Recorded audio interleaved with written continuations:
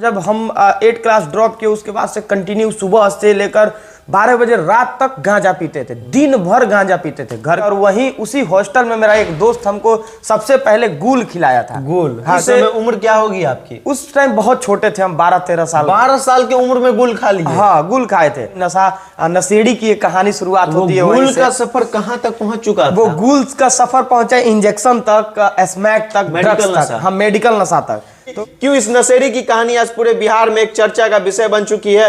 वो मनीष कश्यप हो या छोटे बड़े कोई भी चैनल हो, हर जगह आज इसी नशेड़ी की कहानी। बिहार के एक ऐसे नशेड़ी की कहानी कि जिस नशेड़ी के नशे के वजह से उसके गांव के हर लोग उसको कदार दिए थे, अपने घर के दरवाजे तक पे नहीं पहुंचने दे रहे थे। आज वो नशेड़ी कहीं ना कहीं बिहार के बच्चों का और बिहार के युवकों का नशा छुड़ाने का कारण बनने वाला है। क्या कुछ कहानी थी, क्यों इस नशेड़ी की कहानी आज पूरे बिहार में एक चर्चा का विषय बन चुकी है। वो मनीष कश्यप हो या छोटे बड़े कोई भी चैनल हो, हर जगह आज इसी नशेड़ी की कहानी चल रही है। शुरू से उस कहानी की चर्चा करेंगे, कहां से उस कहानी की शुरुआत हुई, किस तरह से ये लत छूटा और आज के युवकों के द्वारा ये लत को छोड़ना कितना मुश्किल हो चुका है। इन तमाम विषयों पर चर्चा करेंगे। विशाल राय है हमारे साथ और इन्हीं की वो कहानी है। इस चेहरे को काफी लोग जान रहे होंगे, लेकिन इस चेहरे की पीछे की कहानियां क्या थी, आज से 5 साल पहले ये चेहरा किस दलदल में फंसा हुआ था, इन चीजों को बहुत कम लोग जान रहे होंगे। भैया, आज आपकी कहानी छोटे से लेके बड़े हर चैनल पे चल रही है। ये सच है कि झूठ है, या कोई बनावटी कहानी जानबूझ के मार्केट में ले आए हैं? नहीं, बनावटी कुछ नहीं है। 1000 प्रूफ है मेरे पास। अगर किसी को बनावटी लगता होगा तो उनको प्रूफ भी दिया जाएगा। खैर, जब हम 4th क्लास में थे तो उस वक्त हम हॉस्टल में पढ़ते थे, पटना में ही, पटना के आसियाना रामनगरी में हम हॉस्टल में पढ़ते थे और सेंट डोमिनिक स्कूल के स्टूडेंट थे हम। बड़ा हाई फाई स्कूल था। हाँ, पटना के टॉप 10 लिस्ट में आता है। आज भी मेरे प्रोफाइल पे उस स्कूल का नाम लिखा हुआ है और टॉप 10 में उस स्कूल का जिक्र होता है पटना के अंदर। और सेंट डोमिनिक स्कूल के स्टूडेंट थे, हॉस्टल में पढ़ते थे और वहीं उसी हॉस्टल में मेरा एक दोस्त हमको सबसे पहले गुल खिलाया था। गुल? हाँ, जो गुल से लोग मंजन करते हैं, उस गुल को खिलाया था। और वहीं से उम्र क्या होगी आपकी? उस टाइम बहुत छोटे थे हम, 12-13 साल। 12 साल की उम्र में गुल खा लिया? हाँ, गुल खाए थे।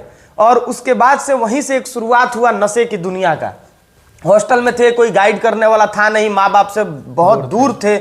और पिछले 8 वर्ष से हम हॉस्टल में थे। मतलब जब हम गुल खाए थे उसके 6 साल पहले से हम हॉस्टल में थे और कंटिन्यू हम 8 साल हॉस्टल में रहे हैं। जब बच्चे घर का, माँ बाप का लाड़ प्यार में रहते हैं, जीते हैं, उस वक्त हम हॉस्टल चले गए 5 साल की उम्र में और 8 साल कंटिन्यू हॉस्टल रहे। और वहीं से नशे की कहानी शुरुआत हुई। नशेड़ी की एक कहानी शुरुआत होती है। गुल का सफर कहाँ तक पहुंच चुका था? वो गुल का सफर पहुंचा इंजेक्शन तक, स्मैक तक, ड्रग्स तक, हम मेडिकल नशा तक। तो बीच में वहाँ से फिर हम वहाँ से हॉस्टल छोड़े। हॉस्टल छोड़ने के बाद से हम फिर गोपालगंज अपने गांव चले गए। वहाँ पे जाने के बाद से कंटिन्यू जो गुल है, खैनी है, गुटखा है, सिगरेट है, सब नशा एक साथ ये सब करना शुरू कर दिए। धीरे धीरे उन्हीं सब चीज़ों के कारण मेरा पढ़ाई जो है वो 8 क्लास के फाइनल एग्जाम तक पहुँचते पहुँचते मेरा पढ़ाई जो है वो फाइनल ही खत्म हो गया। वहीं पे क्लास के बाद फिर पढ़े ही नहीं? नहीं, 8 क्लास के बाद मेरा पढ़ाई नहीं हुआ। 8 क्लास के पहले ही पढ़ाई खत्म हो गया था, फाइनल एग्जाम से पहले ही। आज भी जाकर रिकॉर्ड आप निकलवाएंगे स्कूल में तो हम 8 क्लास का फाइनल एग्जाम अपने जीवन में हम दिए ही नहीं है। 9th क्लास हम पढ़े ही नहीं है। 10th क्लास में सीधे यूपी में फॉर्म भरे और 10th क्लास का एग्जाम दे दिए और 12th का भी वैसे ही एग्जाम दे दिए। 10th 12th का एग्जाम किस सब्जेक्ट से दिए भी नहीं पता। ये सब हमको कुछ नहीं पता, एग्जाम दे दिए बस, ठीक है ना। हमको ये सब जानकारी, क्योंकि पढ़े ही नहीं। हमको तो नशा का लत लग गया था और नशे में हम इतना खो चुके थे कि हम अपने आप को भूल गए थे, अपने परिवार की इज्जत प्रतिष्ठा को भूल गए थे। आज के समय में मेडिकल नशा बहुत चरम पे पहुंच चुका है, बहुत ज्यादा। उस वक्त से ज्यादा अभी चरण पे है। तो बता रहे, जब हम 8 क्लास ड्रॉप किए उसके बाद से कंटिन्यू सुबह से लेकर 12 बजे रात तक गांजा पीते थे, दिन भर गांजा पीते थे। घर के लोगों को पता चला, धीरे धीरे घर के लोग भी संभालने का प्रयास किए, लेकिन अब हम कहाँ संभालने वाले थे।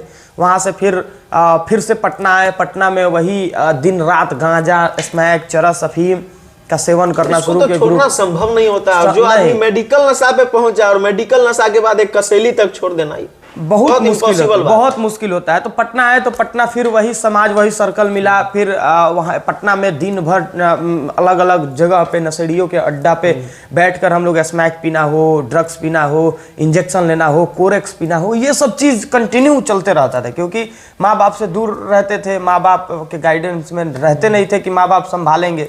आए, फिर यहाँ से पटना से फिर नशा के कारण ही हमको यहाँ से पटना छोड़कर जाना पड़ा। इतना ज़्यादा यहाँ पे हद पार कर दिए। मतलब पटना के सर्किल में आने के बाद मजबूर हो जाते थे नशा करने पर? नहीं, नशा वहाँ भी करते थे, लेकिन यहाँ पे जो माहौल था डेली मारपीट, इधर उधर गंदा माहौल था। फिर पटना छोड़कर हम चले गए गांव गए तो फिर वहाँ पे पढ़ाई के नाम पे मजाक ही हो रहा था, और नशा जो है वो दिन भर नशा करते थे। फिर गांव छोड़कर झारखंड गए। झारखंड 1 साल नशा करने के लिए ही 1 साल झारखंड में रहे। वहाँ का भी बहुत सारा कहानी है।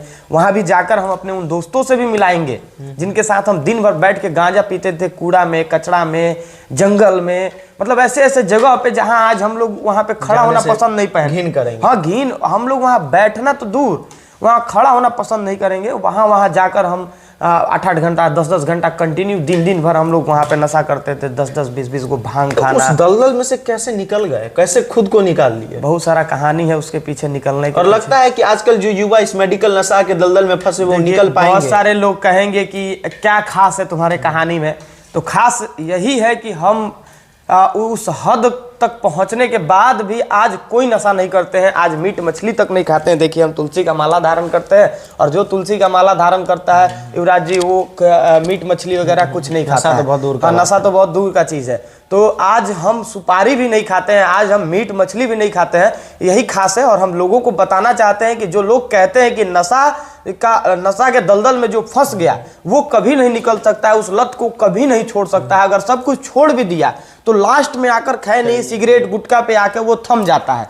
तो हम उन सब चीज़ों को का भी त्याग किए। बहुत ज़्यादा कठिनाई आया, बहुत ज़्यादा मुश्किल हुआ छोड़ने से पहले। मतलब जब प्रयास करते थे, हाँ प्रयास करते थे, तभी हमको एकदम अंदर से डर जाते थे कि कैसे छूटेगा।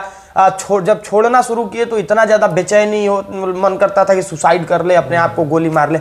बहुत ज़्यादा परेशानी हुआ, घर के लोग परेशान रहते थे। मतलब जितना हम नशा करने के लिए जितना हमको दिक्कत नहीं हुआ, उतना उससे कई गुना ज़्यादा हमको नशा छोड़ने में दिक्कत हुआ। तो लगता है आज के युवा इस दिक्कत को सहने के लिए तैयार हैं? आज के युवा के लिए तो बहुत मुश्किल है, लेकिन हम सबको प्रेरित करेंगे अपने कहानियों को बताकर, और हम अपने कहानियों को बताकर सबको मोटिवेट करेंगे। और मेरा एक प्रयास है, मेरा एक ही अब संकल्प है। 2 साल 2.5 साल से कैमरा पे लोग हमको देख रहे हैं। आज तक हम इस बात का जिक्र कहीं पब्लिक के बीच में नहीं किया। हालांकि आपको भी ये मेरा कहानी पता है, मेरे अपने जितने सर्कल में मेरे लोग हैं, इन सभी लोगों को मेरे कहानियों के बारे में पता है। लेकिन अब हम लोगों को बताना चाहते हैं, अपने पब्लिक को बताना चाहते हैं, अपने लोगों को बताना चाहते हैं। हम उन माँ के आंखों का आंसू पोंछना चाहते हैं जो अपने बेटा के नशा करने की वजह से परेशान रहती हैं, अपने पति के नशा करने की वजह से परेशान रहती हैं। बहुत मामूली सा चीज है, लेकिन हमारे घर को वो तबाह करते जा रहा है। जिस तरीके से भ्रष्टाचार हमको जकड़ते जा रहा है, उसी प्रकार नशा हमारे घर में नहीं, हमारे अंदर घुस के ही हमको खोखला करते जा रहा है। और हम इस पे गौर नहीं कर रहे। आर्थिक रूप से भी और शारीरिक, आर्थिक रूप से, सामाजिक रूप से, शारीरिक रूप से, मानसिक रूप से, हर तरीके से नशा हमको खोखला करते जा रहा है, हमको बर्बाद करते जा रहा है। और नशा करने वालों का लोग इज्जत भी ज़्यादा नहीं करते हैं। तो हम चाहते हैं उन लोगों को कहानी बताया जाए। और अगर मेरे बताने से अगर 1000 लोग भी बिहार के अंदर, देश के अंदर नशा छोड़ देते हैं तो मेरे लिए बड़ा सौभाग्य का बात होता है। हालांकि हम लोग कोई दवा भी ऐसा प्रयास करेंगे कि किसी दवा वाले से कांटेक्ट करें जो हमें दवा वो उपलब्ध कराए, और हम उन लोगों तक उस दवा को पहुंचाएं जो नशा छोड़ना चाहते हैं, वो दवा उनका उसमें सहारा बने। तो इसके लिए हम लोग प्रयास करेंगे। कहानी युवराज जी बहुत लंबा है, बहुत लंबा है। इसका सफर अभी शुरू ही हुआ, अभी शुरू हुआ है। और हम लोग चलेंगे, गाँव से शुरुआत करेंगे नशा मुक्ति अभियान का।